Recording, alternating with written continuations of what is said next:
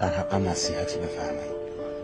زیادم که نجیب باشی با اسب اشتباه میگیرن. هیچ وقت کامل تموم نمیشه.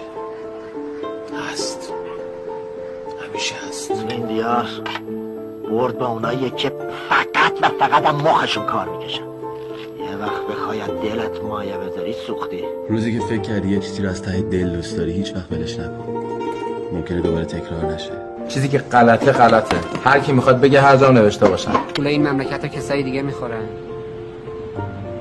حرسش تو میخوری. کتکش هم من میخوری. یه چیزی بهت بگم مامان، آدم بمیره بهتر از اینه که خل باشه ولی فکر کنه سالمه. مامان بابا خیلی خوبم سای. به خدا وقتی نیستن میفهم. هر چیزی دو روزه.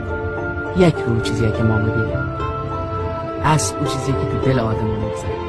اگه همیشه همین کارو بکنیم، محکم راه بریم، محکم